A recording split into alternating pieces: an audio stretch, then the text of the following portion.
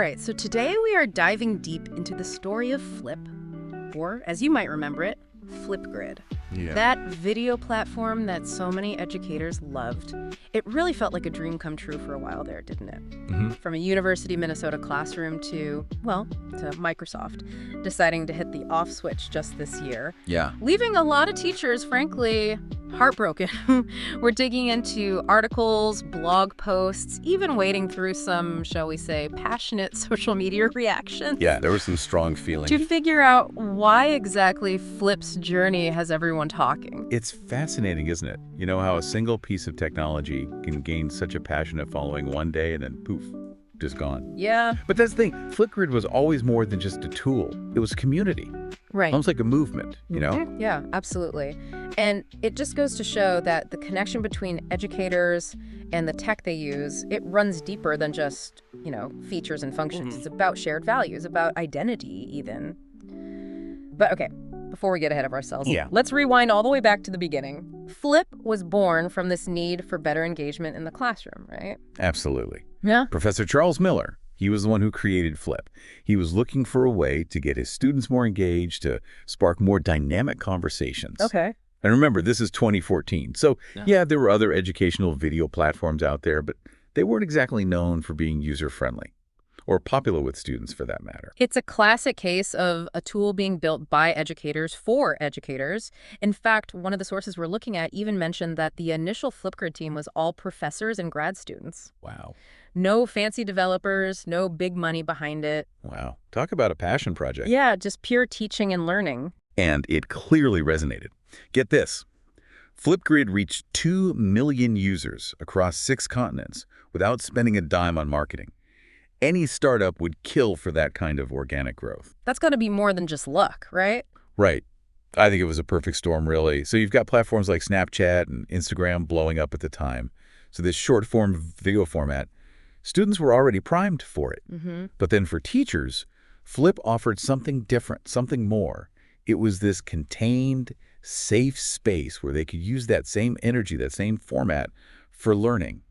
And boy, did they ever run with it. They did. That story about the second graders in Georgia using Flip to celebrate Black History Month. Oh, yeah. Amazing. Making videos about these figures who they felt deserved to be on postage stamps. Right. Talk about making learning impactful. It really is a testament to what happens when you empower students, when you give them a platform and a purpose. And it wasn't just happening in the elementary schools either. That organic growth, led by teachers sharing with each other, it really spread across every level of education. But then, like a lot of promising startups, the big money came knocking. Yep. Flipgrid snagged a cool $17 million in just 17 days during their Series A funding round. Talk about investor confidence. Right. That's when things took an interesting turn. 2 veteran entrepreneurs, Phil Soran and Jim Leslie, came along. They saw Flipgrid's potential, saw it going way beyond just the classroom, so they created this parent company, VidQ, and things really started moving fast. And that brings us to 2018 when Microsoft swoops in and acquires Flipgrid. Yep. It was a pretty clear power play, if you ask me, putting them head-to-head with Google in the education market. You've got to see this in the larger context of what was happening at the time, right?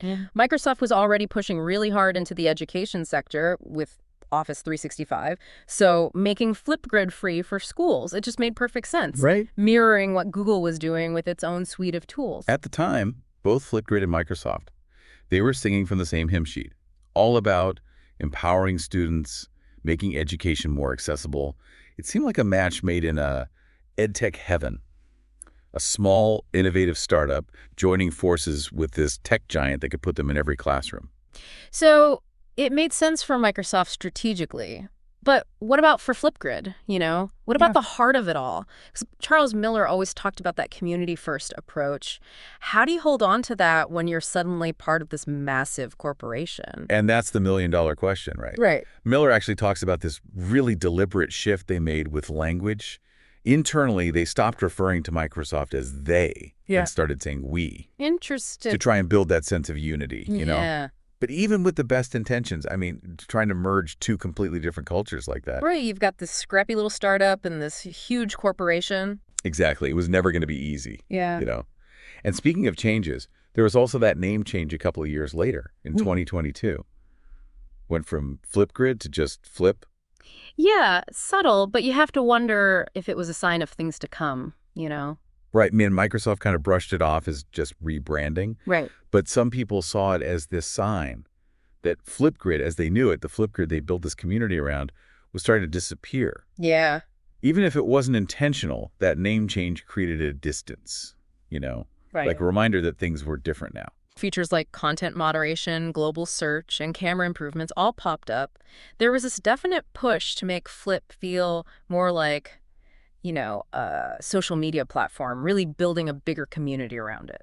So lots of changes happening now. I did see that some teachers were into the better playback and captioning features, but something tells me this is where the but comes in. Oh, yeah, the but is coming. You started hearing these whispers of concern, right? Like, where was Flip headed? Uh-oh. And then, of course, comes the real bombshell. The announcement earlier this year, Flip is being absorbed into Microsoft Teams. Yeah. And I stress absorbed, not just integrated. And the internet did not hold back. Not even a little. Educators took to social media, and let's just say they expressed their disappointment. Yeah. And that's putting it mildly.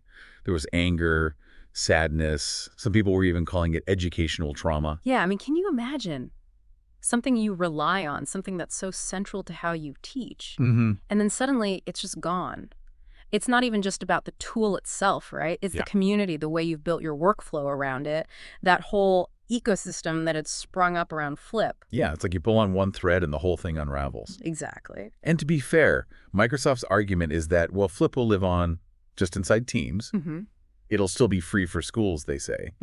But is it really the same? That is the million-dollar question, isn't it? And look, Microsoft keeps saying they're committed to education, pointing to how many schools are already using Teams. But the people who are criticizing this move, they're saying this is more about Microsoft prioritizing their own ecosystem instead of actually thinking about what made Flip special, what educators actually need. Plus, let's be real, not every school uses Teams. Exactly. It's a good point.